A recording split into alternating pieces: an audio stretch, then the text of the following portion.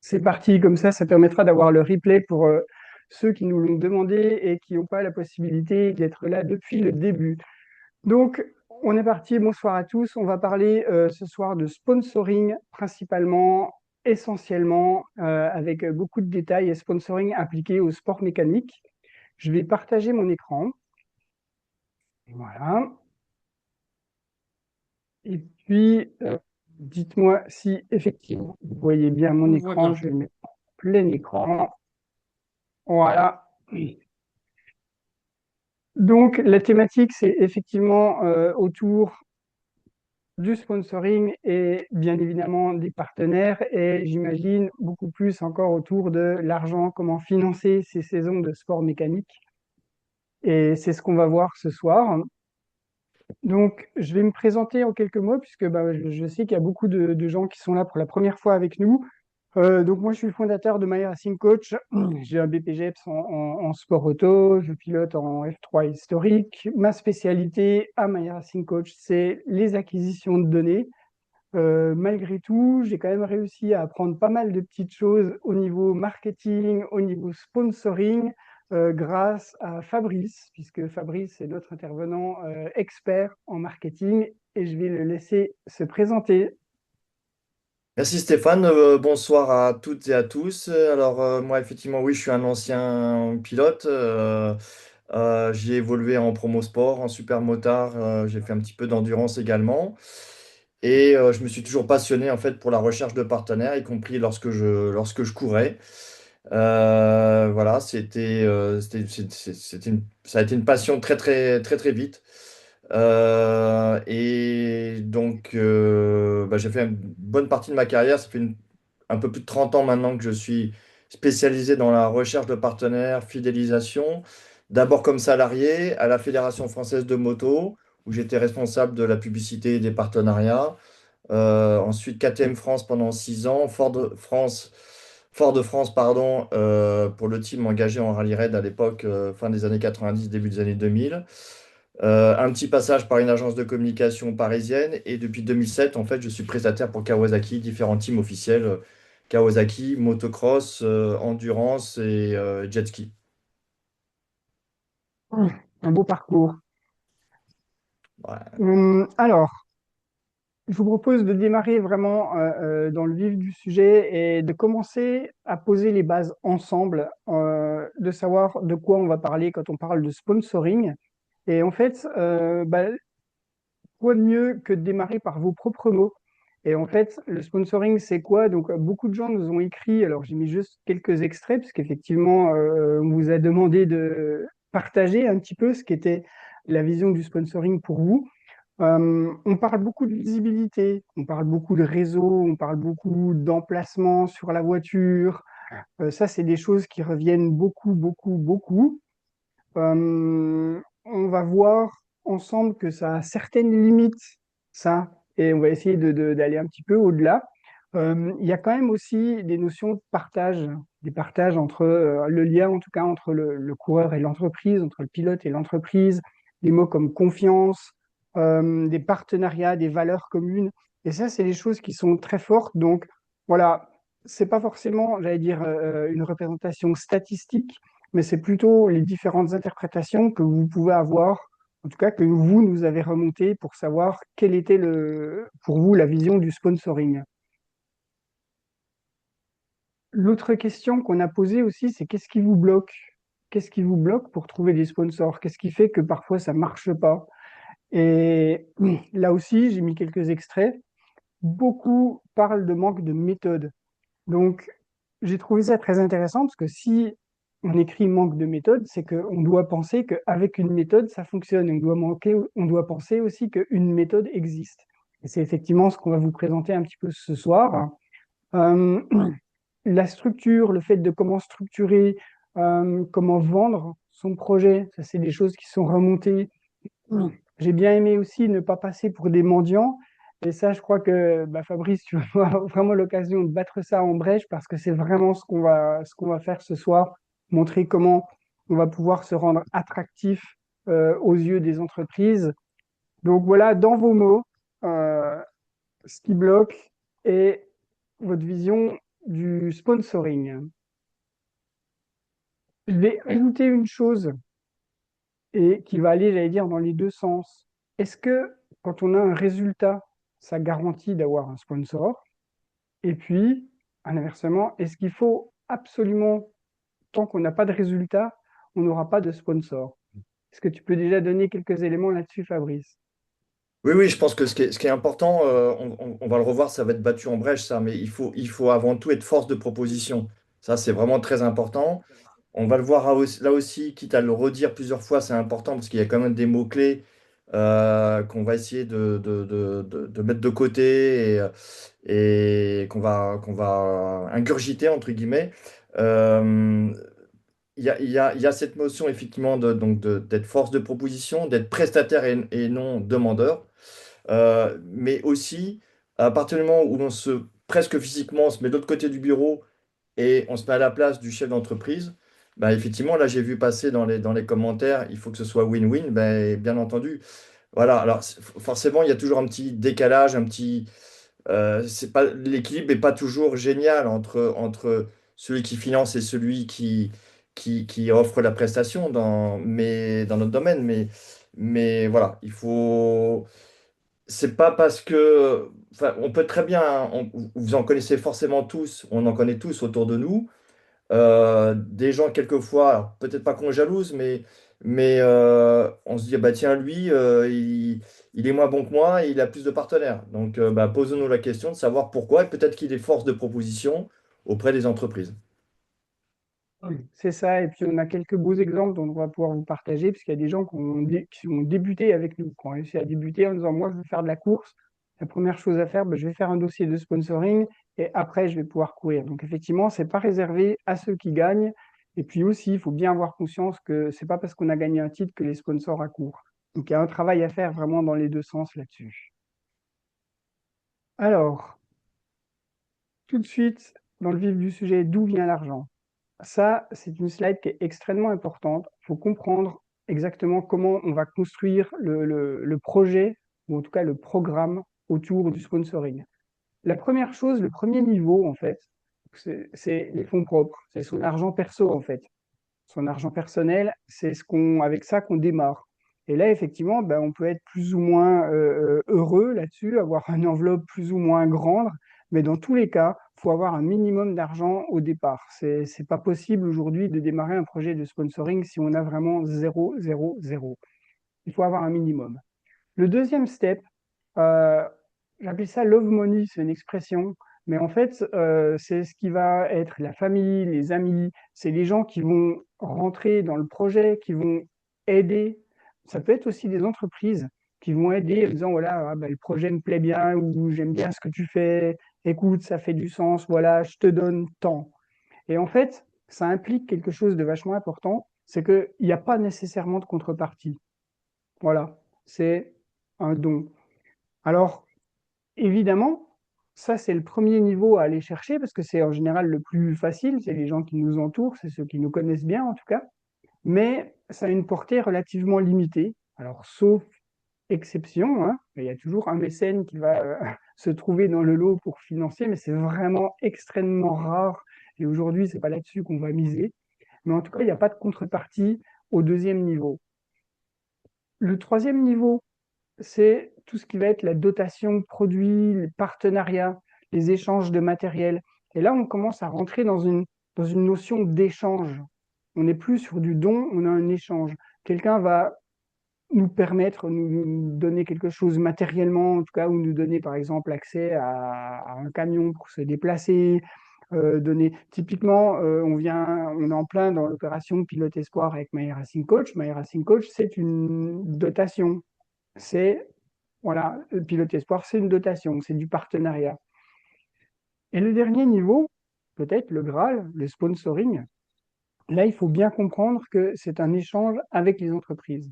C'est là où on va venir, nous, j'allais dire, du côté sportif, essayer d'avoir de l'argent, mais dans tous les cas, l'entreprise va, elle, satisfaire un besoin. Donc là, il faut vraiment comprendre comment on construit ce projet, parce qu'effectivement, selon ce qu'on va mettre dans la brochure, selon ce qu'on va présenter, bah, on peut accéder premier niveau, qu'au deuxième niveau ou qu'au dernier niveau. Et l'idée, effectivement, c'est d'avoir une offre qui est la plus riche, la plus attractive possible pour pouvoir intéresser les entreprises. Tu es d'accord avec ça, Fabrice? Oui, tout à fait d'accord. Et j'ajouterais pour ce qui est de la dotation de produits, euh, déjà ce qu'on peut faire, c'est basiquement, c'est dresser une colonne recette, une colonne dépenses. Alors forcément, au début, la colonne dépenses, elle est beaucoup plus importante que la colonne recette. Mais l'objectif, c'est justement avec ces dotations produits, c'est de faire en sorte de basculer un maximum de dépenses en recettes. Et forcément, pour quelqu'un qui va offrir 1000 euros, 2000 euros, 5000 euros de matériel, qui nous sont déductibles du budget, parce qu'on avait prévu, on avait des dépenses dans ce domaine-là, bah, c'est forcément beaucoup plus intéressant pour l'entreprise de donner des produits du même montant que de donner du numéraire. Et nous, nous, ça tombe bien parce que ça nous permet justement de réduire cette colonne dépenses. Donc voilà, je Ok, voulais juste faire cette petite précision. absolument, absolument. Si vous avez des questions là-dessus, n'hésitez pas à les poser dans le chat. On va prendre un petit moment pour y répondre. Euh, on va peut-être juste avancer sur les trois questions fondamentales. Donc là, on a un point où on se dit, bon, ok, maintenant, on va se lancer dans une démarche de sponsoring, dans la recherche de partenaires, et il y a trois questions à se poser. La première question, c'est pourquoi faire du sponsoring du point de vue du pilote? Donc là, si je pose la question, la réponse va fuser, c'est immédiat. Quand on se place du point de vue du pilote, argent égale course. Moi, je veux de l'argent pour courir. C'est pour ça que je veux faire du sponsoring. Je suis pilote, je veux rouler, j'ai besoin de l'argent. C'est extrêmement basique, extrêmement simple. Mais ça suffit pas. La deuxième question qu'on va se poser, c'est pourquoi faire du sponsoring? Mais du point de vue de l'entreprise. Et là, Fabrice, effectivement, tu as déjà dit qu'il fallait se placer de l'autre côté du bureau virtuellement, qu'il fallait se mettre en fait dans les, voilà, dans les souliers du chef d'entreprise. Et c'est vraiment extrêmement important de le faire à ce niveau-là, parce que du point de vue de l'entreprise, la réponse, elle est très différente. Il peut y avoir de la communication et de la visibilité. Alors, on a vu que ça, c'est une thématique qui revient assez vite, parce que voilà, en plus, l'image le prouve, voilà, on met des beaux logos sur une voiture, mais en fait, ça va bien au-delà de ça, hein, la communication et la visibilité. Qu'est-ce qu'elle cherche une entreprise derrière ça? De l'image de marque, de l'audience, de la notoriété, se différencier de ses concurrents. Rien que répondre à cette question, ça permet déjà d'orienter un petit peu différemment l'offre. D'autres possibilités, une entreprise va faire du sponsoring pour les valeurs et l'engagement. L'expérience client, alors le RSE en sport auto, c'est un petit peu limité, mais ça existe quand même. Mais en tout cas, le partage de valeurs, c'est ce que va venir chercher une entreprise. Et c'est là où un projet sportif fait toute la différence, parce qu'effectivement, c'est ce qu'on va demander de partager. On va demander de mettre ça en évidence. Quelles sont les valeurs que nous, on porte en tant que sportif? Comment on s'engage en tant que sportif? Et comment on peut partager ça avec une entreprise? Encore d'autres possibilités. Pourquoi une entreprise va venir faire du sponsoring? Pour le business, tout simplement. Le business et la performance. Une entreprise, quand elle met de l'argent sur la table, elle veut un retour sur investissement.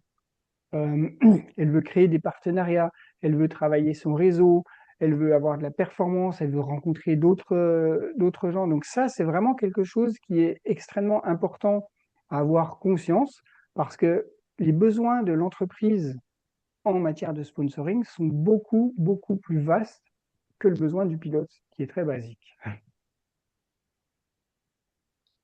D'accord avec ça, Fabrice?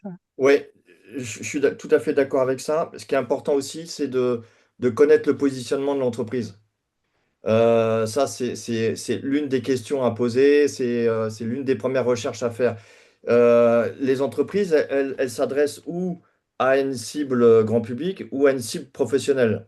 Comme on dit dans le milieu, enfin en tout cas, on parle de B2B ou on parle de B2C. Donc le B2B, business to business, c'est vraiment les entreprises qui ne s'adressent qu'aux professionnels. et le B2C, c'est le client final. Donc déjà, c'est important de savoir à qui on s'adresse. Euh, et en fonction du positionnement de l'entreprise vis-à-vis de ce type de clientèle, on pourra effectivement, on aura des premiers éléments, les gens vont se rendre compte qu'on s'intéresse à eux, et ce sera plus facile après pour formuler les offres dont on va parler tout à l'heure. Oui, c'est effectivement important et ce qu'on a écrit là, ça ne veut pas dire que toutes les entreprises ont besoin de tout, mais justement qu'il faut comprendre de quoi a besoin l'entreprise qu'on va solliciter. Ça, c'est impératif, on est d'accord. Alors, les deux premières questions, hein, pourquoi faire du sponsoring 1, pourquoi faire du sponsoring 2, vous la voyez venir aussi la troisième question. Voilà, j'ai pas été original. Pourquoi faire du sponsoring? On se la pose une troisième fois. Mais du point de vue du projet sportif. Et là, en fait, c'est la réponse à ça, c'est comment, avec mon projet, je peux faire le lien avec l'entreprise. C'est-à-dire, comment on peut répondre aux besoins de l'entreprise? Qu'est-ce que je peux apporter à une entreprise? Et ça, c'est vraiment important. J'allais dire, avant même d'écrire quoi que ce soit, avant même de commencer à mettre une photo et un logo ou quoi que ce soit, il faut vraiment se poser ces questions parce que c'est ça qui va orienter tout le projet. Et prendre le temps de cette réflexion, ça permet aussi d'aller beaucoup plus vite par la suite, surtout, mais de comprendre déjà si le projet il va avoir une chance d'aboutir et puis à quelle envergure on peut donner au projet là-dessus, hein. Donc voilà. Est-ce qu'il y a des questions peut-être, Guillaume, une série de questions là-dessus? Pour l'instant, on a juste une question. C'est par rapport à la slide précédente. Oui. C'est l'entreprise veut surtout faire des frais, non? Pas forcément. Ça peut, oui, bien sûr, ça peut. Effectivement, quand une entreprise a besoin de diminuer son résultat, mais c'est quand même, je sais pas si c'est la majorité, une entreprise elle veut quand même obtenir un résultat à la fin de l'année, quoi, hein. Oui, c'est pour ça que c'est bien important aussi, mais c'est pas le sujet aujourd'hui, mais de bien dissocier le sponsoring du mécénat. Parce qu'il y a effectivement, le sponsoring permet effectivement de passer, c'est une somme qui vient en déduction de son résultat, mais le mécénat, c'est complètement différent. Mm. Ouais. Comment réussir à contacter la bonne personne dans la société?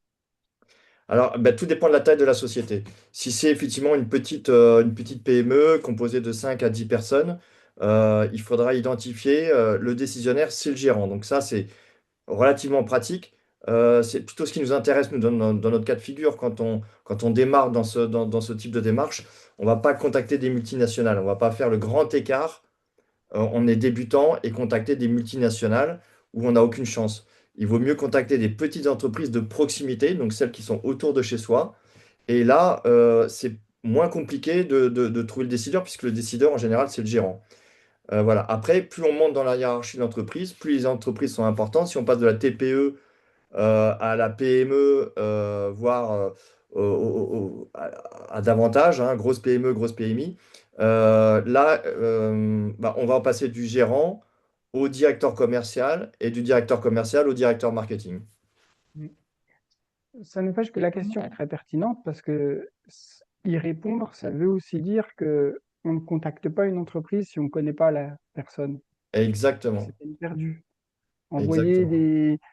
des mails, dizaines, centaines ou milliers à des boîtes contact ou info, ça sert strictement à rien. Et il y en a des pilotes qui nous disent, ah, ben, j'ai envoyé plein de mails, ça marche pas. OK, mais il faut envoyer des mails à des gens qu'on connaît. Donc il y a effectivement tout un travail à faire en amont pour connaître l'entreprise. Il faut connaître ses besoins, il faut aussi connaître les décideurs. Il y a plein d'outils pour ça. Alors, c'est pas forcément ce qu'on va expliquer dans la soirée, mais il y a plein d'outils pour ça, hein, des outils comme LinkedIn, comme des annuaires pour trouver qui sont les bonnes personnes. Mais ouais, la vraie réponse, c'est OK, on ne contacte pas une entreprise si on ne connaît pas la personne.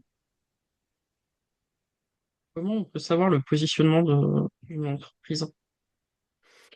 Oh, ben déjà, alors c'est sûr que si on n'a pas d'abord au préalable un premier échange, ben voir un petit peu, ben, il suffit de tout simplement de regarder un petit peu comment elle communique, hein.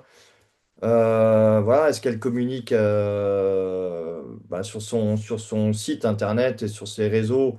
on saura assez rapidement si elle communique à destination du consommateur final ou de l'entreprise. Et voilà. Et puis ensuite, effectivement, on a des moyens aujourd'hui qui nous permettent très rapidement de toucher la bonne personne, puisqu'on peut taper des mots-clés tout simplement dans les barres de recherche, y compris dans LinkedIn. On marque, voilà, on écrit marketing communication associé au nom de l'entreprise et quelquefois on a des noms qui sortent. Donc ça peut nous permettre d'aller assez vite. Oui, Est-ce qu'il faut, est-ce qu'il faut cibler une entreprise qui est en lien avec le projet sportif ou n'importe quelle entreprise peut être une cible? Ouais, ce qu'il faut, c'est encore une fois, c'est peut-être déjà commencer par ses besoins. Voilà, on a des besoins alimentaires, par exemple. Ben, alors j'ai des besoins. On en revient à cette colonne dépenses-recettes.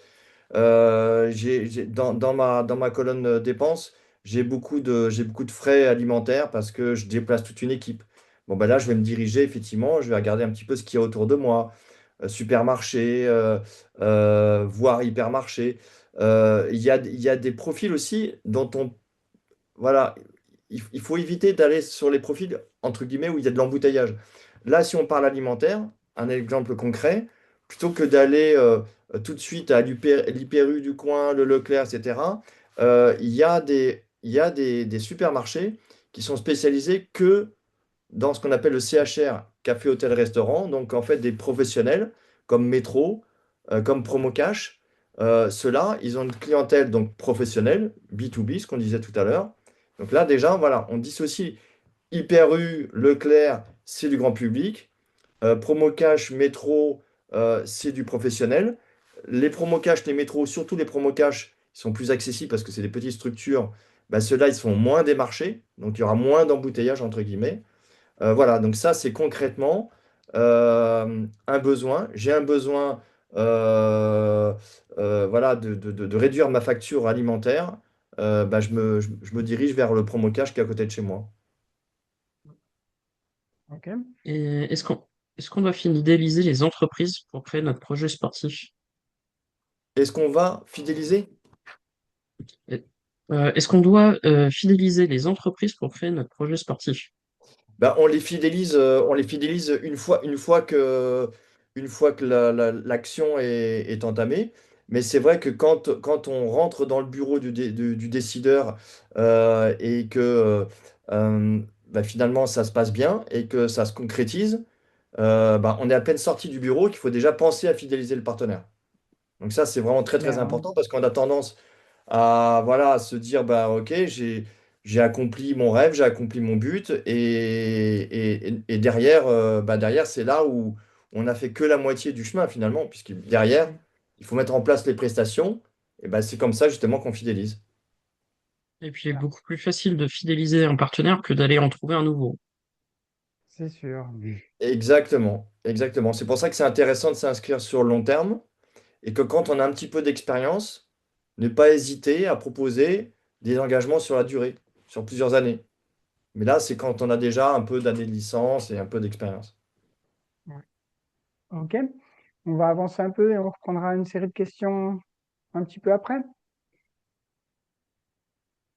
Ok, alors, maintenant qu'on a vu ça, euh, qu'il fallait s'intéresser à l'entreprise, donc là, on va vous demander de changer de posture. Et ça, Fabrice, je peux te laisser prendre le parti de répondre à ça. Comment on fait pour changer de posture? Ouais, alors ça, c'est vraiment très important. Il y a presque un travail psychologique à faire sur soi-même.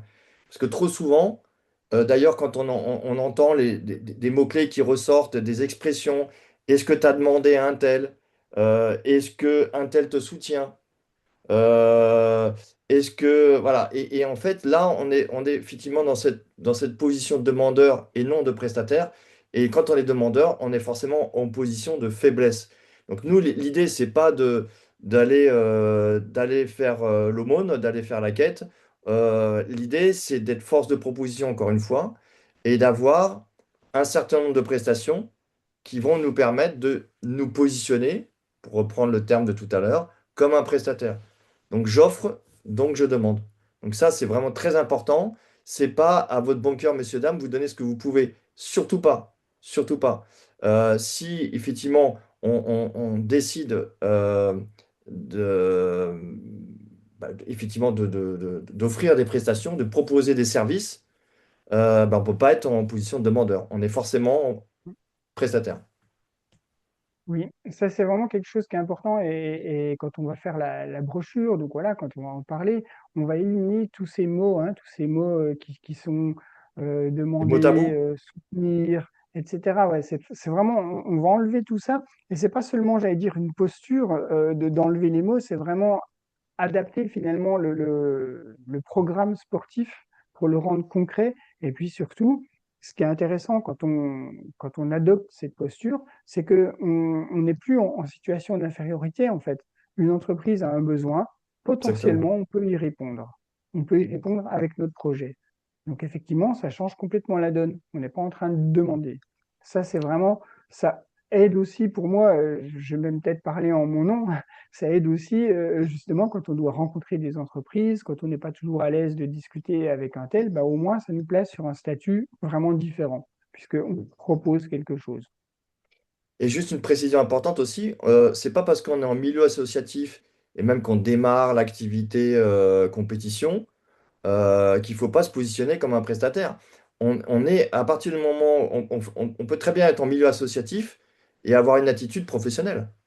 Donc l'un ne va pas sans l'autre. Donc moi, je vous encourage effectivement encore une fois, à être force de proposition et à énumérer, à vous intéresser effectivement à l'entreprise et en fonction du profil de l'entreprise, de ses aspirations, de ce qu'elle a envie de faire, ou voire même de ce qu'elle n'a pas envie de faire parce qu'elle a déjà été échaudée par la suite.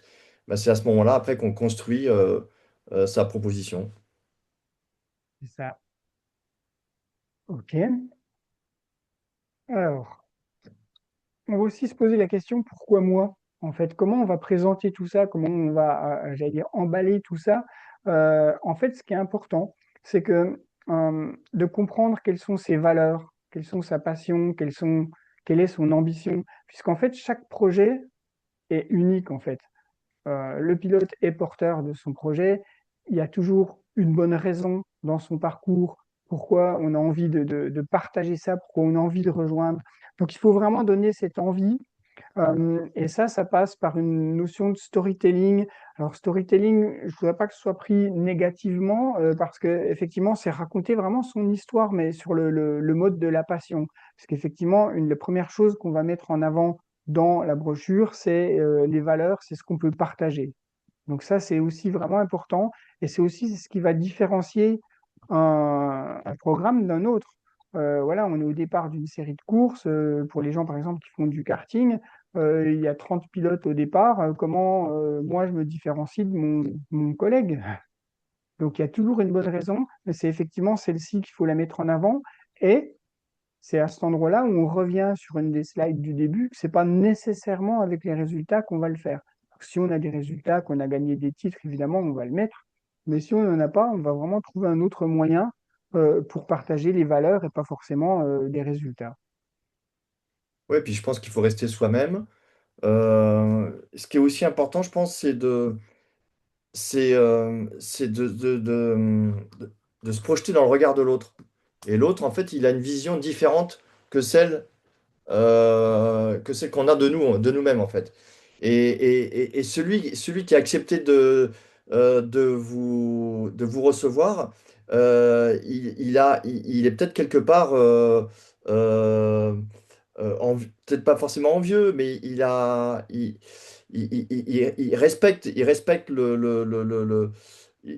l'homme, il respecte ou la femme, il respecte le pilote et lui, il a effectivement cette étincelle dans les yeux parce que voilà, vous êtes pilote, quel que soit votre niveau. Voilà, si vous êtes en face de lui, Donner c'est que envie, quoi. voilà, c'est important de se projeter dans le regard de l'autre. Voilà, on n'a pas la même vision de soi-même. C'est ça. Alors, une autre slide qui est extrêmement importante et qui va arriver sur les coûts. Donc, la valeur de ce que je propose n'est pas le coût de ma saison. Je vais le dire de manière très cash, on ne met pas son budget dans la brochure. Voilà, pour ceux qui allaient se poser la question. Et effectivement, c'est pas le prix de la course qui va faire la valeur de la prestation. Là, quand on va rentrer dans le concret de créer une brochure, de créer une offre, on se pose beaucoup de savoir comment, quel coût je mets en face, j'allais dire, qu'est-ce que je demande. On a cette question souvent, mais qu'est-ce que je demande? Non, c'est pas qu'est-ce que je demande, c'est qu'est-ce que ça vaut en fait ce qu'on fait. Et en fait, la valeur, elle dépend de pas mal de choses. Elle dépend de l'envergure du projet, elle dépend des retombées, elle dépend de la notoriété qu'on peut avoir, la structure de course, elle dépend vraiment de la prestation en fait. Euh, et évidemment, pour que ça fonctionne, il faut trouver l'adéquation entre son propre budget, le tissu économique dans lequel on est, hein, le bassin, est-ce qu'il y a des entreprises qui ont un peu d'argent ou pas beaucoup, et le programme sportif. Donc ça, c'est vraiment important à comprendre, parce que derrière ça, c'est de là que va découler où je vais m'adresser, à qui je vais m'adresser. Donc ça, c'est vraiment important aussi d'avoir un regard très précis sur la valeur de ce qu'on propose et il faut construire et travailler pour que cette valeur corresponde à la valeur de ce qu'on veut mettre dans la course, en fait, hein. Ouais, tout à fait. Et en tout cas, euh, cette, cette, euh, ces trois critères-là sont hyper importants. Parce que quand on démarre un programme, on se dit, OK, il y a un budget, j'ai besoin, je dis n'importe quoi, de 50 000 euros. Donc, en fonction du budget dont on a besoin, en fonction, premier critère, en fonction du programme sportif euh, auquel je vais adhérer et du tissu économique, avec ces trois critères-là, c'est comme ça qu'on peut effectivement construire ses offres et mettre des tarifs. N'ayons pas peur de mots, hein, c'est pas un gros mot que de parler de tarifs, puisqu'on est prestataire, encore une fois. Et donc, avec un fonctionnement une sorte de pack de prestations. Et voilà. Et ce tissu économique, il est vachement important parce que forcément, quand on est en région parisienne, c'est pas la même chose que,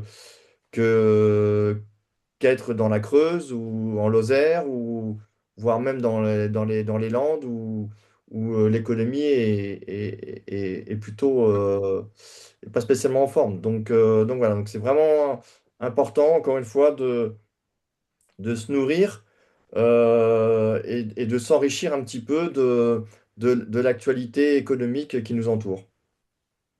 C'est ça. J'ajouterais aussi une Alors, autre chose.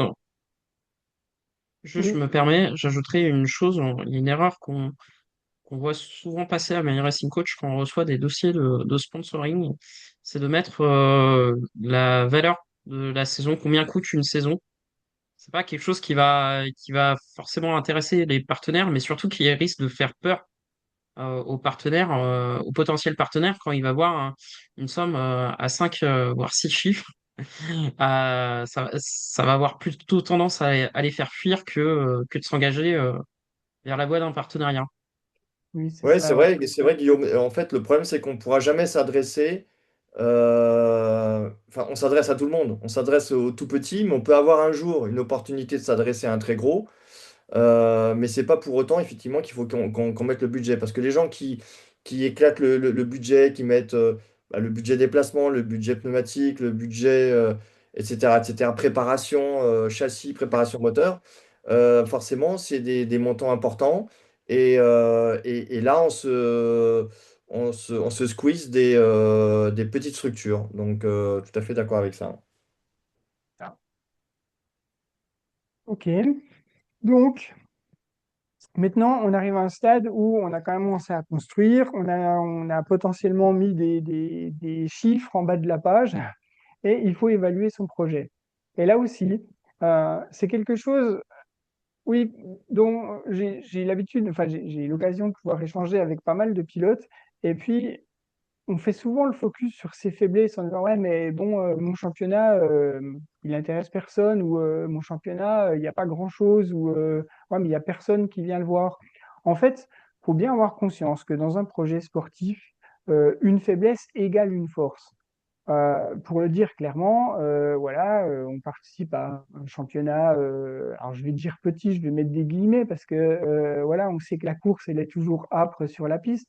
Mais par exemple, quand vous faites la Coupe de France des circuits ou le TTE, ben, ok, les entrées sont gratuites.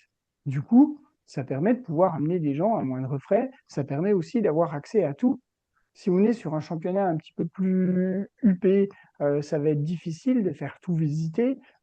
Si vous faites, je sais pas quoi, les 24 heures de Spa, on peut pas se balader partout, il faut des tribunes, enfin, tout est plus compliqué.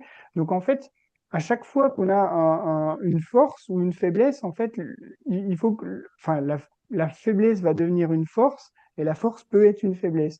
Donc il faut vraiment construire son projet autour de ce qu'on peut apporter.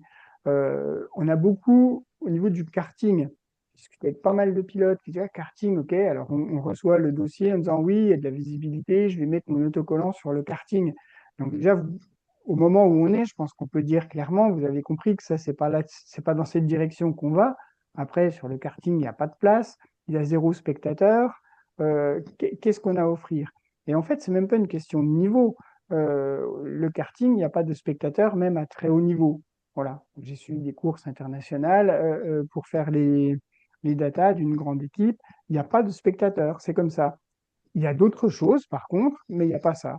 Donc, il faut en avoir conscience. Et donc, on ne pourra pas forcément se baser là-dessus. Mais, de l'autre côté, le karting, tout le monde a déjà fait du karting.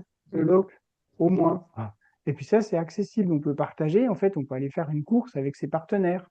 Ça, c'est des choses qu'on ne pourra pas faire si on est sur un championnat de monoplace ou autre chose. Donc, en fait, il faut vraiment avoir un regard un petit peu plus, j'allais dire, bienveillant avec son projet pour comprendre ce qu'on va pouvoir offrir dans le cadre de son projet. Et capitaliser sur ses points forts également, quoi. C'est pour ça que C'est c'est bien ça, important de dissocier les points faibles des points forts et capitaliser sur ses points forts. Mais c'est vrai que le karting, exactement. c'en est un parce que le gros avantage du karting par rapport au motocross, c'est que bah, oui, voilà, on peut faire du baptême, on peut plus facilement proposer que le partenaire soit acteur plutôt que Mm. spectateur en karting, en tout cas plus facilement qu'en motocross. Oui. Et puis c'est vrai que bah, sur ces terrains-là, en plus, je crois que tu as eu une expérience là-dessus, Fabrice, sur les courses de camions où il y a un monde incroyable.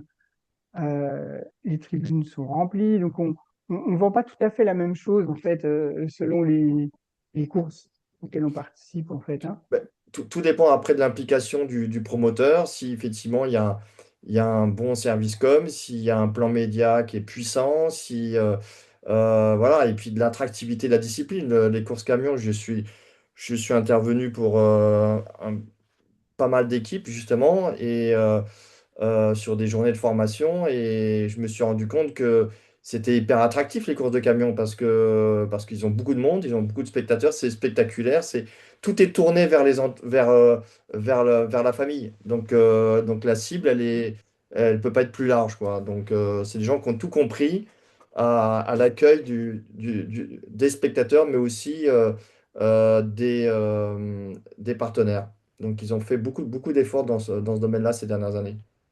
Ouais. Ok. Alors, et maintenant qu'on a tout ça, il faut qu'on crée une offre.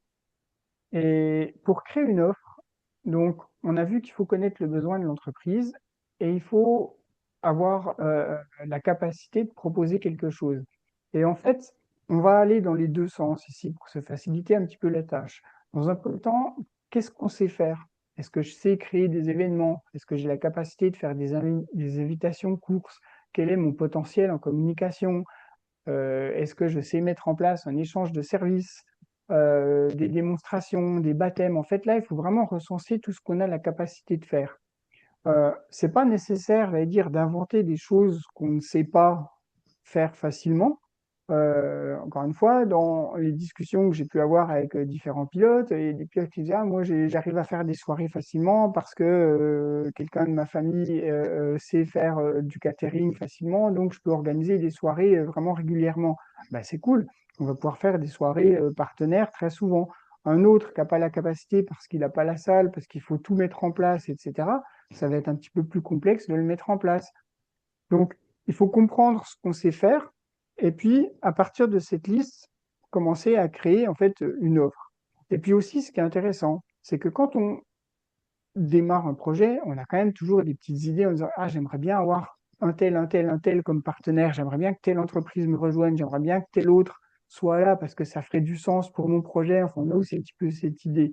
Et bien là, en fait, en connaissant le besoin de l'entreprise, on peut voir si moi, je peux pas intégrer quelque chose qui irait à cette entreprise. Si une entreprise a besoin je sais pas quoi, d'inviter ses clients, bon, bah, ok, il faut que j'ajoute des invitations pour des clients, pour un groupe, en fait. Et en fait, le fait d'aller dans les deux sens, ça permet aussi, donc, ça permet de faciliter la construction, et puis ça permet aussi d'avoir déjà une idée de à qui je vais m'adresser. Donc, on répond presque à deux questions en une. Un, je fais quoi? Et deux, à qui je vais le proposer. Cette notion de création d'offres, elle est vraiment importante parce qu'elle est étroitement liée à la prise de brief. Encore une fois, donc, c'est bien de se rappeler les choses. Quand on a en face de soi donc, un décideur, un chef d'entreprise ou un responsable marketing, il faut encore une fois s'intéresser à lui, même si on fait un sport individuel, on a tendance à être un peu égoïste. Bon, il faut bien sûr s'intéresser à l'entreprise, leur mode de fonctionnement, quelle est leur expertise à eux, quelles sont leurs cibles, quels sont leurs clients, à qui ils s'adressent. Et voilà. Et donc ça, c'est une prise de brief. Et donc se renseigner sur le mode de fonctionnement et comment est-ce qu'ils fidélisent eux-mêmes leurs clients. Encore une fois, ce qu'ils veulent, ce qui les intéresserait, ce qu'ils voudraient faire, mais surtout ne pas faire. Et c'est comme ça que c'est comme ça qu'on a suffisamment d'éléments justement pour créer cette offre. C'est ça. Je crois qu'on peut passer à une série de questions avant de parler de la brochure directement, peut-être, Guillaume. Alors, est-ce qu'on peut contacter des grosses entreprises, mais à l'échelle locale? Par exemple, le McDo du coin, le garage Renault de la ville. Ah, ça, c'est une très bonne question. Parce qu'effectivement, alors, il faut savoir que le restaurant McDonald's, il y en a certains qui sont en succursale, donc qui appartiennent à McDonald's France, mais la grande majorité sont des privés. Donc, une sorte de franchisé. Donc ce sont des gens qui peuvent avoir effectivement du budget en local. Alors après, il peut y avoir la problématique de même, même si c'est du local, il faut que ça corresponde aussi à une certaine éthique de l'entreprise euh, qui est dictée par le siège et par la direction marketing communication. Mais oui, pour répondre à la question, on peut très bien avoir une banque, tout simplement, le Crédit Mutuel qui est à côté de chez nous, qui adhère à notre projet. Et voilà, parce qu'il y a, je dis n'importe quoi, parce qu'il y a de l'éducatif et du préventif. Ça peut plaire aux banques parce que ils sont un petit peu dans ce type de communication. Mais oui, des enseignes nationales peuvent être aussi contactées en local avec du budget local. Surtout, par exemple, quand on pense au McDo, parce que j'ai plusieurs exemples Oui, le McDo, autour en de plus, c'est un moi, bon c'est quand. exemple.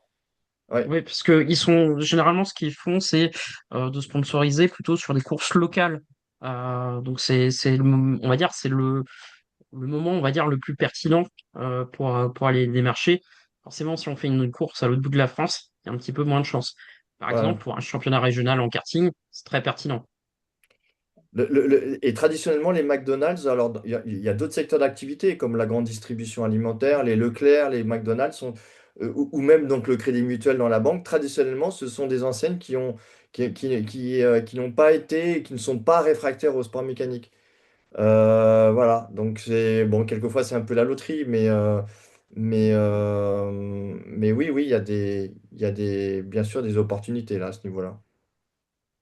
Alors par contre, juste l'inconvénient dont on parlait tout à l'heure, c'est que là, par contre, en revanche, si on parle McDonald's, si on parle Crédit Mutuel, si on parle Hyper U, etc., là, ce sont des enseignes qui sont très connues et forcément, il peut y avoir embouteillage.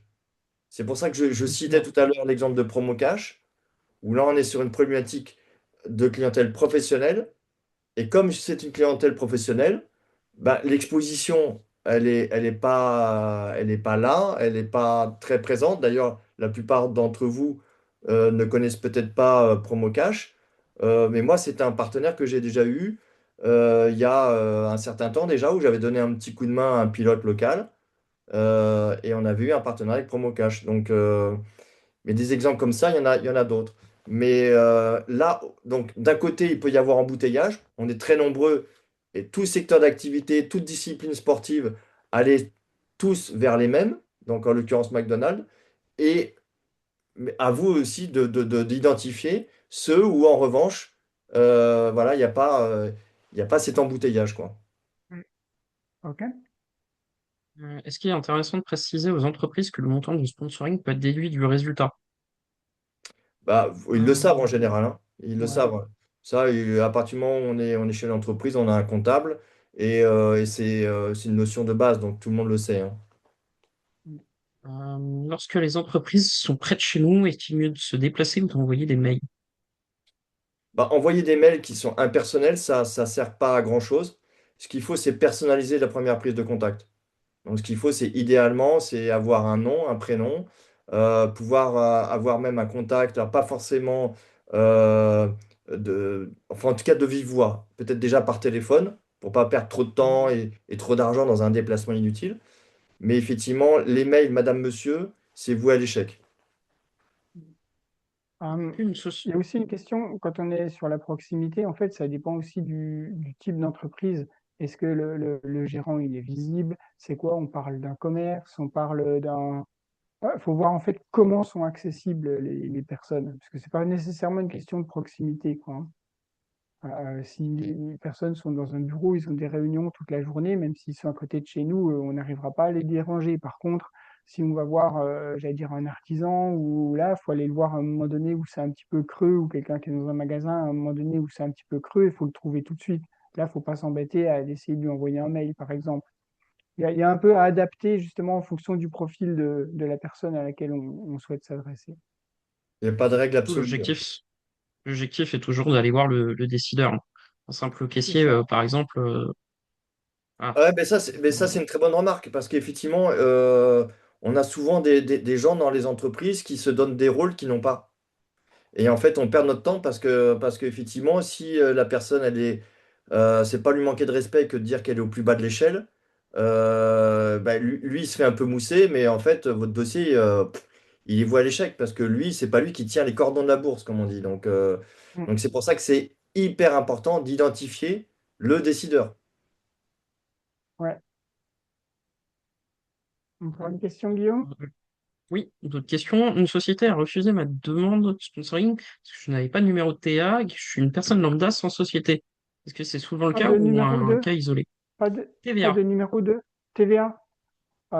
Bah déjà, juste pour répondre à la structure, en fait, quand on est une personne individuelle, on ne peut pas facturer. Donc une entreprise, elle ne peut pas sortir de l'argent s'il n'y a pas de facture. Après, quand on est dans le milieu associatif, si on est une association, on peut faire une facture. Donc le minimum à avoir, c'est une association. La TVA, effectivement, c'est rare après de rentrer, sauf si on a des budgets extrêmement importants. On va dire à partir de 100 000, on peut se poser peut-être la question de la TVA, mais euh, au minimum, il faut une association pour pouvoir facturer. Donc, quand on est individuel, aucune chance. Oui, et puis l'association, elle peut très bien facturer. C'est pas pour autant qu'elle est assujettie à la TVA. On peut faire des factures en étant association et ne pas être concerné par la TVA. Ouais. Mais, ça- La mais, seule mais, chose, mais de toute façon, les entreprises, effectivement, euh, voilà, elles fonctionneront avec vous que si vous êtes en société ou en association. Il n'y a pas ouais, de... C'est aussi simple que ça, la, hein. la seule chose qu'on peut éventuellement faire quand on est en individuel, c'est de faire payer une facture par une entreprise, mais ça devient quand même vraiment compliqué parce qu'il faut que l'entreprise fasse confiance, il faut que le fournisseur fasse confiance, il faut aussi que ce qu'on fasse acheter à l'entreprise, ça correspond à ces statuts, c'est vraiment très complexe et puis on va dire c'est très marginal. Donc, mais le statut associatif, il est impératif. Il est préférable de demander une aide matérielle que numéraire pour avoir plus de résultats. Bah, de toute façon, encore une fois, on en revient à ce qu'on disait tout à l'heure, il y a des aides matérielles qui comptent comme du numéraire, hein. Ouais. Donc, à partir du moment où c'est déductible de notre budget, dans certains cas, c'est aussi intéressant d'avoir de l'aide matérielle que du numéraire. En sport mécanique, ce qui coûte très cher, par exemple, c'est des pneumatiques. Donc, si on a, alors pas les marques en direct parce que c'est devenu très très très compliqué, Mhm. à part quelques exceptions, et quand on est tout en haut de la pyramide, oui, on paye pas les pneus. C'est notre cas, nous, chez Kawasaki, on paye pas les pneus. Mais on peut très bien être pilote amateur, je ne vais pas dire ne pas avoir enfin, peut-être pas avoir la gratuité des pneus pour la saison, mais on peut très bien avoir quelques pneus gratuits par un distributeur qui a décidé de jouer le jeu. Et ce distributeur, ça peut être un distributeur professionnel, spécialisé dans la compétition, comme Oreca par exemple, ou des boîtes un peu plus petites. Mais ça peut être aussi un distributeur qui s'adresse au grand public, comme un Euromaster, et qui peut obtenir, je le sais parce que des gens comme Michelin fonctionnent comme ça, à partir du moment où le point de vente est satisfaisant pour la marque peut obtenir de la gratuité de pneumatiques pour le point de vente pour tel pilote. Mm. Ok. Je propose d'avancer, puis on reprendra peut-être une série de questions un petit peu après, parce que maintenant qu'on a fait tout ça, qu'on dit voilà, on a compris, on a créé une offre, on a compris le besoin de l'entreprise, comment est-ce que ça va se matérialiser, tout ça? Ça va se matérialiser avec la brochure. Donc la brochure, c'est quand même vraiment hyper important. C'est ce qui représente le projet, mais ça va bien au-delà. Et donc, il y a vraiment, j'allais dire, un code pour réaliser la brochure. Alors ici, on vous a mis quelques exemples de brochures qu'on a fait avec certains de nos pilotes, où évidemment, la première page, il faut qu'il y ait une belle photo, il y a vraiment un code précis de ce qu'on doit trouver dans la brochure. Euh, Tu veux en parler peut-être, Fabrice, des avantages de la brochure ou de la nécessité d'avoir de la brochure, une Bah, la brochure? brochure, ouais, c'est hyper important puisque c'est le premier support de communication. Sans brochure, ça sert à rien d'aller au charbon. On va au casse-pipe, justement, si on n'a pas de brochure. C'est hyper important, c'est vraiment la base de la base. Voilà, et la une, effectivement, elle est très importante parce que la une, c'est un petit peu comme la vitrine d'un magasin. Si la vitrine nous plaît, ben ça donne envie de pousser la porte du magasin. La une de la brochure, c'est pareil. C'est pour ça qu'il faut capitaliser sur les points forts. Et les points forts dans les sports mécaniques, c'est le côté spectaculaire, c'est le côté un petit peu, voilà, des couleurs dynamiques. Donc là, faut pas hésiter à capitaliser sur une photo de qualité. Très important aussi d'avoir des photos en haute définition. Voilà, si on a des photos qui ont été faites par le copain et que dès qu'elle est agrandie, elle pixelise à mort, on va tout de suite perdre d'entrée en crédibilité. Donc avoir des photos, quitte à payer un photographe, mais c'est hyper important d'avoir des photos de qualité, d'avoir un titre accrocheur aussi, c'est important. Et voilà pour la brochure. Et puis, faut pas hésiter à rajouter des pages. Alors, je sais qu'il y a plusieurs écoles. Les gens disent oui, faut être concis, il faut être droit, faut aller droit au but. Oui, il faut aller droit au but. Mais le problème, c'est que si on décide, parce qu'on se dit que les chefs d'entreprise n'ont pas le temps, on se dit qu'il faut faire une brochure sur quatre pages. Oui, bien sûr, quatre pages. Imaginez-vous la taille des photos. Voilà, parce qu'on a des choses à raconter. Il y a effectivement du storytelling qu'on peut écrire. Il y a d'autres choses qu'on va voir après ce soir. Donc, faut pas hésiter à rajouter des pages. Même même si on a plus de pages, c'est pas grave. À partir du moment où on a peu de texte, rajoutons des pages. Parce que de toute façon, on sait que les photos sont vendeurs. Et ça, c'est important. Oui. Donc, bah, effectivement, ça fait vraiment partie de la méthode hein, que tu as mise en place, Fabrice, la brochure, parce que la brochure, en fait, elle va illustrer le projet, elle va illustrer le programme. Et puis, on a vraiment voilà, les codes. Il y a des codes sur cette brochure, comment la réaliser. Donc, format, tu as parlé du nombre de pages 8 ou 12 pour l'impression. Donc, j'allais dire, regardez dans vos brochures PDF, combien de pages vous avez. Mais si vous avez 11 pages ou 9 pages ou des choses comme ça, ou même 10, c'est pas des choses qui peuvent s'imprimer, ça en fait. Et il faut bien penser que la brochure, même si on va l'envoyer beaucoup par email, par PDF, on veut l'avoir en format papier. Ça, c'est absolument important. Donc, 8 pages, 12 pages pour l'impression. Voilà. Ça, c'est une nécessité technique. Les photos, tu en as parlé. Et en fait, on va carrément donner une trame sur cette brochure. Donc, la recommandation, souvent en page 2, et la recommandation, c'est important de faire appel à des gens qui ont un petit peu plus de notoriété que nous, qui vont permettre de nous ancrer en fait dans quand on va aller voir d'autres personnes, quand on va aller voir des entreprises, ça va permettre de créer une référence. Et c'est vraiment important, ça permet de donner beaucoup de crédit à ce qu'on fait. Et ouais, donc ensuite se présenter, on parle du contexte, le programme, la structure, et à partir du moment où on a fait ces 3-4 pages, on va dire là, c'est terminé, on a assez parlé de nous. On va maintenant parler aux entreprises avec les offres. Et il faut considérer, allez, on va dire à peu près moitié-moitié, moitié pour les entreprises et moitié on parle de nous, à peu près à une ou deux pages près, mais en tout cas c'est un peu la direction là-dessus. Donc vraiment, la brochure, elle est destinée aux entreprises, on parle aux entreprises.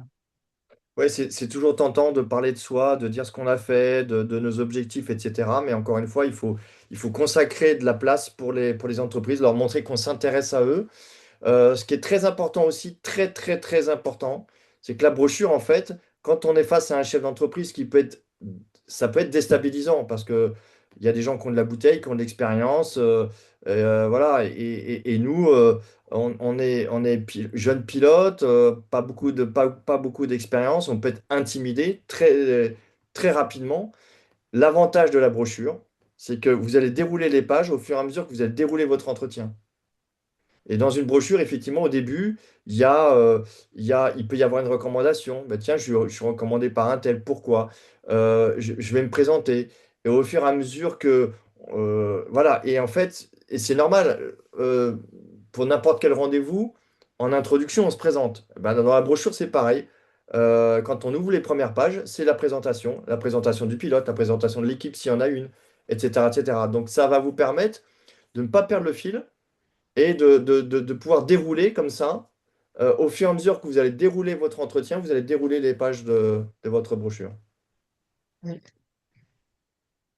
Euh, Encore une fois, c'est un support indispensable. C'est un peu ce que tu disais, c'est qu'effectivement, la brochure, elle va bien au-delà de la présentation et du format papier. Ok, on veut que ce soit joli et tout, mais c'est notre premier outil marketing. Ça sert pour la prospection.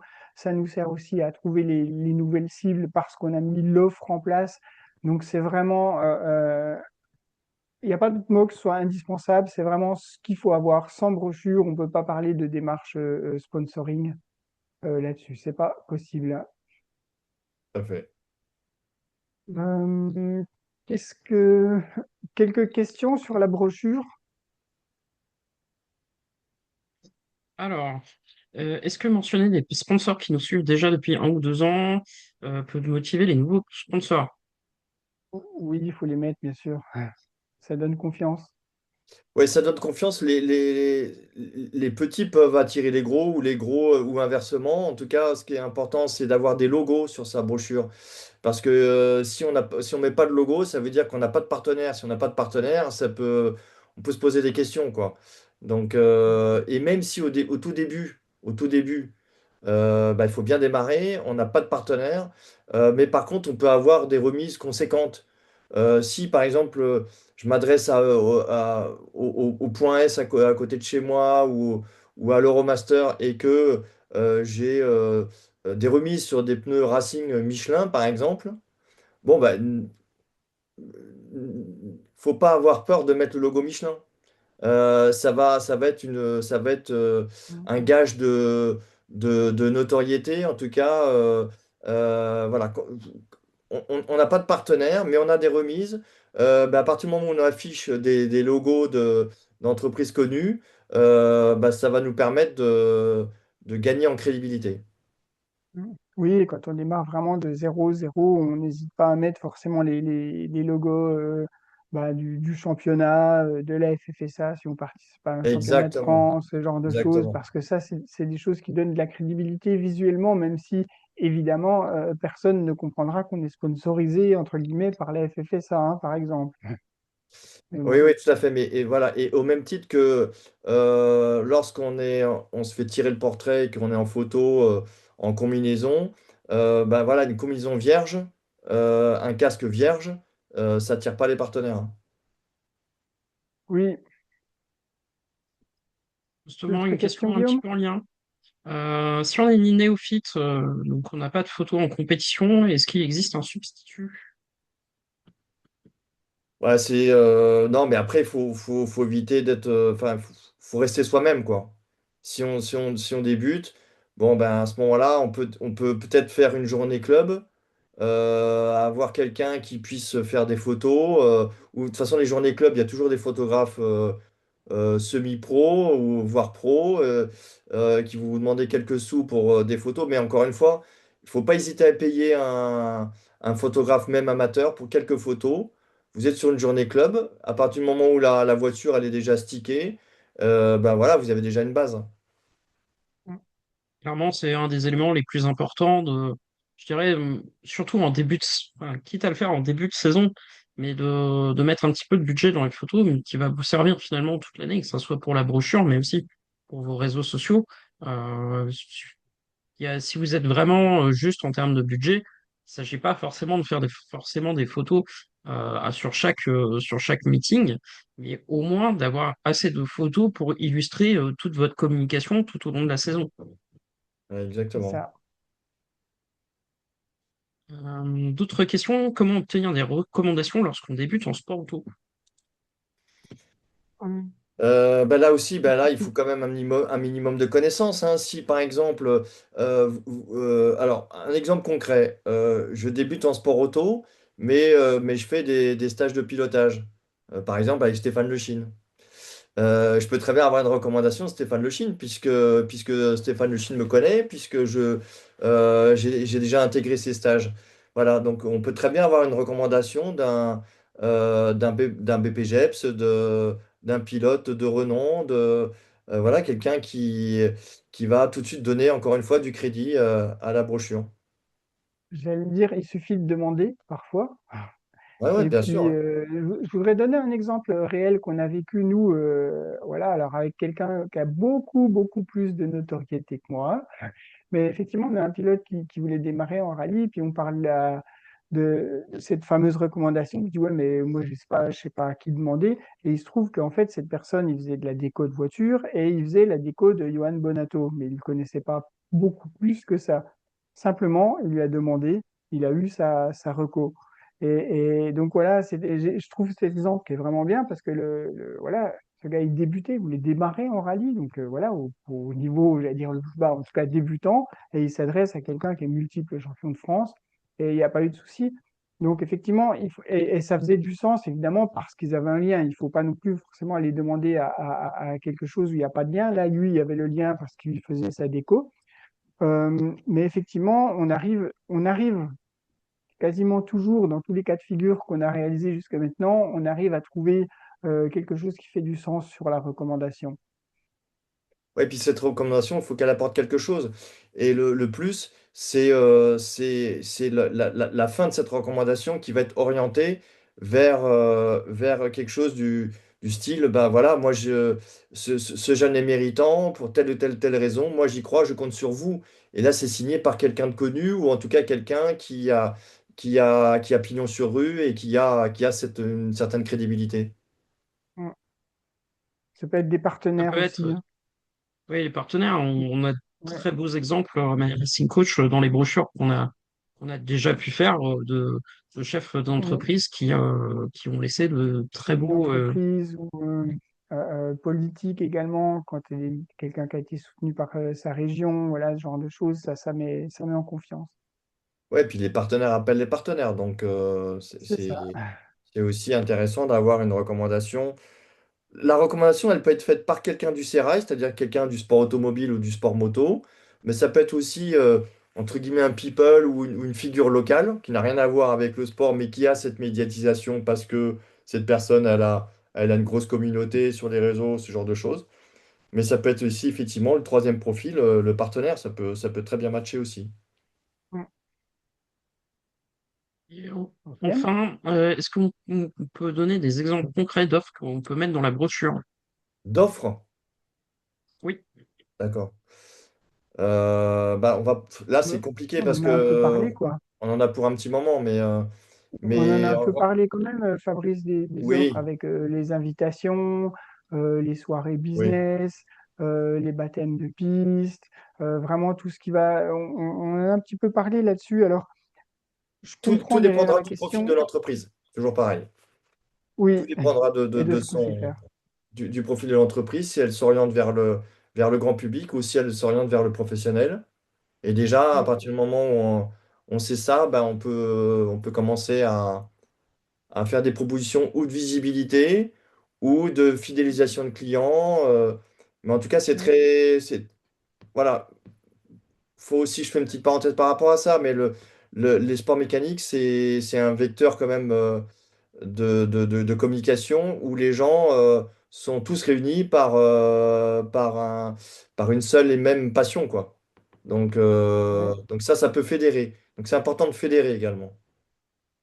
Oui, je vais en reparler tout à l'heure, effectivement, parce qu'on a un outil pour ça. C'est vraiment une question qui revient souvent. Qu'est-ce qu'on met? Comment on crée ça? Alors, OK, là, on a donné un petit peu des généralités. Et après, ces généralités elles doivent s'adapter à chacun, puisque c'est rare qu'on retrouve deux fois la même offre. Ça arrive pas vraiment. Et on a un outil spécifique pour ça. Je vous propose d'avancer un petit peu parce qu'effectivement, bah là, on vous a montré un petit peu notre méthode, on vous a montré notre méthode, on vous a expliqué comment faire pour arriver à une brochure et à quoi sert cette brochure. Donc là, on a défini ça. La question, c'est peut-être est-ce que ça fonctionne?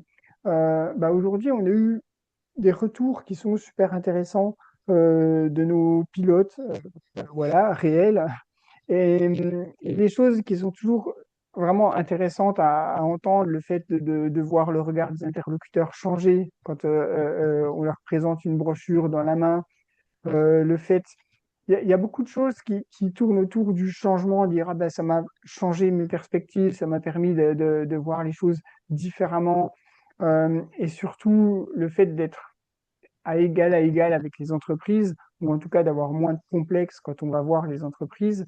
Ça, c'est vraiment quelque chose qui remonte beaucoup en utilisant vraiment cette méthode, d'avoir la capacité de venir porter, d'être fier de porter son projet. Donc, vous en ai mis quelques-uns, voilà, mais on a pas mal de retours, de plus en plus de retours avec ça. Et puis, ça demande qu'à grandir, bien sûr. Euh, Maintenant, comment faire? Donc, ce qu'on a vu, on a développé, et Guillaume qui est là n'y est pas pour rien, il a beaucoup bossé là-dessus, euh, développer des produits pour justement vous aider à ça, des outils pour vous aider à construire le programme. Le premier outil, et il y en a pas mal qui l'ont déjà fait, parce que ça, on vous l'a proposé. Alors, je vais dire qu'ils l'ont déjà fait, qui en ont fait la moitié. Vous avez donné les réponses en ligne, et puis on obtient un score, on obtient quelques conseils qui permettent de voir, bon, bah, est-ce que mon projet est équilibré, est-ce que j'ai des chances d'y arriver ou est-ce que je dois travailler. Donc ça, vraiment très, très visuel, mais comment on exploite ça quand on fait un projet de sponsoring, un programme de sponsoring ensemble? Comment on exploite ça? On a un outil en fait qui nous permet d'analyser toutes les réponses pour en sortir 5 pages d'analyse détaillée. Donc là, on va vraiment passer en revue tous les aspects qu'on a mis là, tous les aspects du sponsoring, comment le projet il est fait, quels sont les points forts, où est-ce qu'il faut travailler point par point. Donc ça, c'est vraiment extrêmement important comme outil parce que ça donne une véritable feuille de route. Et c'est la première chose qu'on fait quand on prend un projet ensemble et qu'on veut construire une brochure ensemble. C'est la première chose qu'on fait. On identifie les forces, les faiblesses. Et puis rien qu'en ayant cette analyse, ça permet déjà d'avoir répondu à certaines questions et surtout de se poser les bonnes questions. Donc un super outil. Et bah, voilà, ceux qui en ont fait la moitié, voilà, faudra voir en fait pour avoir la suite avec nous. Euh, le pack builder. ça aussi un outil exclusif sur le site. C'est en fait avec ça où on va s'aider pour créer des packs, créer des offres. Et là, on a mis un petit exemple sur la communication. Mais en fait, c'est vraiment très puissant parce on a listé beaucoup d'exemples de ce qu'on peut faire. Et en fait, vous pouvez les personnaliser évidemment, ajouter euh, des produits, des offres que vous allez avoir vous et que les autres n'auront pas. Et en fait, ça permet de leur mettre une valeur également, de dire, OK, bah, le baptême de piste, combien ça vaut? Bah, selon la voiture, selon le contexte, selon l'endroit où on est. Si ça se passe au Téléthon en fin d'année, c'est pas la même chose que si on est sur la piste F1 de Manicourt, par exemple. Voilà. Et en fait, c'est ça qui permet après de commencer à donner une valeur du pack. Quelle est la valeur de ce qu'on a proposé? Donc, rien qu'avec cet outil, on répond à beaucoup de questions. Qu'est-ce qu'on met dans l'offre et quel est le chiffre en bas? Donc ça aide beaucoup. Euh, et le troisième outil aussi qu'on a développé, c'est pour faire le suivi des contacts. Parce que, OK, on a une brochure, on a contacté des entreprises, et puis on a des bouts de papier partout, on a un fichier Excel qui est plus ou moins bien à jour et qui n'est pas pratique. En fait, avec ça, alors c'est un mini CRM, ou en tout cas, ceux qui connaissent, en tout cas, c'est vachement utile pour pouvoir voir exactement où est-ce qu'on en est, qui on doit relancer, avoir une liste. Et ça, c'est vraiment des outils qui sont propres à My Racing Coach, qui sont propres au site. Et pour les gens qui font la brochure avec nous, en fait, vous avez accès, quand on vous donne accès à ça. Et la quatrième chose qu'on vous donne, ça, je pense que tu y tiens, Fabrice. Ouais, l'esprit de compétition, ben, c'est la base, hein. C'est enfin, à partir du moment où on est pilote, on a l'esprit de compétition. Voilà, on fait de la compétition, donc c'est qu'on a cet esprit conquérant, de dépassement de soi, de repousser ses limites. Ça, c'est hyper hyper important. Et ce qui est très important aussi, c'est de transposer cet esprit de compétition de la piste à la recherche de partenaires. Voilà, se fixer des objectifs et voilà, essayer d'en se rapprocher le plus possible. Et si on les dépasse, bah, tant mieux, on s'en fixe de nouveau. Mais ça, c'est vraiment la base de la base de la recherche de partenaires. On recherche des partenaires. Si on n'a pas l'esprit de compétition, voilà, c'est, j'allais dire, faut faire autre chose, quoi. Mais là, mais vous l'avez cet esprit de compétition puisque vous faites des courses. Donc ça, c'est vraiment important. Et moi, c'est rigolo parce que dans mon quotidien, j'organise des séminaires, des soirées privatisées à l'atelier pour des partenaires. Je suis très souvent en prise directe avec les forces de vente, c'est-à-dire le directeur commercial régional, national, international, qui vient avec ses commerciaux, directeurs de région. Et en face de moi, j'ai des gens qui n'ont pas le physique pour faire du motocross, qui n'ont pas le physique pour faire n'importe quel sport de haut niveau, mais par contre, ils ont le mental. Et c'est ça qui est rigolo, c'est qu'en fait, on se rend compte que voilà, le dépassement de soi, l'esprit de compétition, bah, c'est pas réservé qu'aux compétiteurs. On trouve ça aussi dans les forces de vente. Donc c'est à nous d'aller justement chercher un petit peu de cet état d'esprit des vendeurs, des commerciaux, pour les transposer à notre recherche de partenaires. C'est ça. Donc, Félicie, vous vous posez peut-être la question, OK, j'ai bien compris ce qu'il faut mettre en place, j'ai bien compris que je dois revoir mon approche, j'ai bien compris que je vais discuter avec des entreprises que je connais, etc. Et vous posez peut-être la question de savoir comment faire.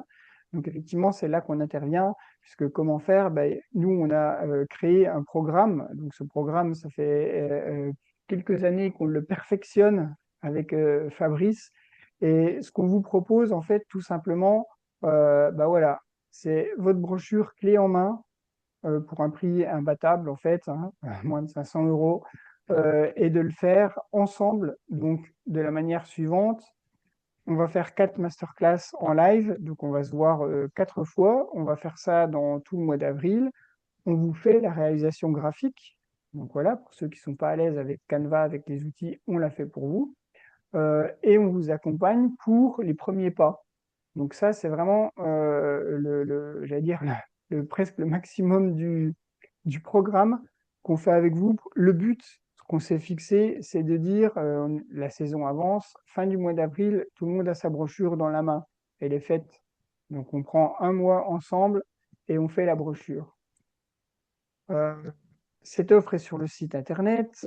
Les masterclass en live, ça va tourner autour de 4 thématiques. Le contenu du book, donc on vous a donné les grandes lignes, la trame. On va passer ça en revue de manière un petit peu plus précise, beaucoup plus précise, pour pouvoir structurer le book, la brochure, hein, en tout cas. On va parler de la structure associative. Ça, c'est important parce que, alors, au-delà de la structure associative, c'est souvent la différence entre le sponsoring et le mécénat, hein. Savoir euh, comment on s'adresse, comment on peut valoriser son offre. Donc ça, c'est vraiment important, ça aide beaucoup.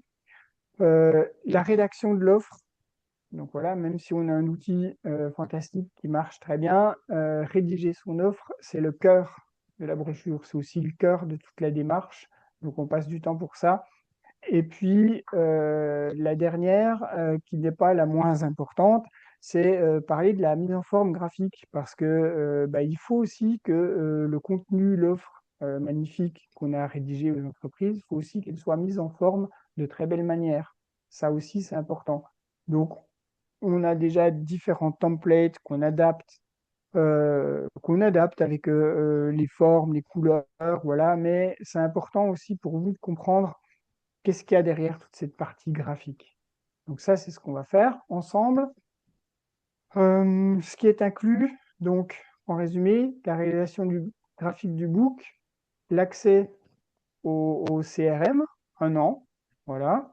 Le créateur de pack, partenariat, l'entretien pour définir le book, l'entretien individuel, hein, autant les masterclass, ce sera en petit groupe, les entretiens, c'est individuel. Grosso modo, un entretien avec moi et un entretien avec Fabrice, hein, au minimum. Et puis, bah, les templates professionnels, c'est effectivement le choix graphique de la brochure.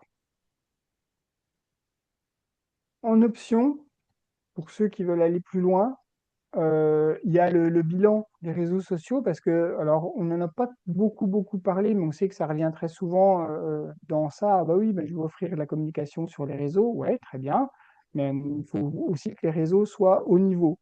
Donc là, pour le coup, c'est pas de l'argent qui est mal investi que de prendre un audit sur ces réseaux parce que c'est quand même vraiment ce qui va faire la différence entre je propose quelque chose qui a du sens et je suis en adéquation avec ce que je vais demander, plutôt que ah ben, je me suis grillé parce que j'ai parlé de mes réseaux, la personne est allée voir direct et il n'y avait pas le post, c'était pas un post sérieux ou quoi que ce soit. Et en fait, on peut se griller en 2 minutes rien qu'avec les réseaux. Donc c'est super important. Et puis, bah, pour ceux qui ont des projets d'une envergure, on va dire nationale, qui ont vraiment besoin d'avoir aussi une image, d'exister, il y a le site internet qu'on crée. Alors, on a des exemples. Et ben là, pareil, pour un tarif défiant toute concurrence, je dirais. On a les exemples avec des pilotes qu'on a suivis, notre pilote Espoir, Louis Rousset ou Mireille, qu'on suit beaucoup en rallye. Vous pouvez aller voir les sites. Mais ça, effectivement, c'est ce qui permet, j'allais dire, de boucler la boucle et d'avoir des outils pour tout un chacun, brochure, la démarche marketing avec les outils et aller jusqu'au site internet où là, on est sûr de cartonner au niveau de ces démarches. Euh, Guillaume, je peux te laisser expliquer comment faire tout ça, puisque tu vas communiquer à la fois sur le chat, par mail et sur le site, c'est ça? Oui, tout le monde a déjà reçu normalement un mail avec un récapitulatif de l'offre dans le chat. Il y a aussi l'offre qui est présente avec le lien directement sur la page qui présente l'offre complètement. En cas de questions particulières, vous pouvez les poser dans le chat d'ici la fin de la session ou je vais Des questions sur l'offre, on va prendre des questions sur l'offre sur principalement. l'offre, je S'il précise. reste des questions, voilà, s'il reste des questions sur les démarches, la brochure, etc., vous nous envoyez un petit mail et on y répondra directement.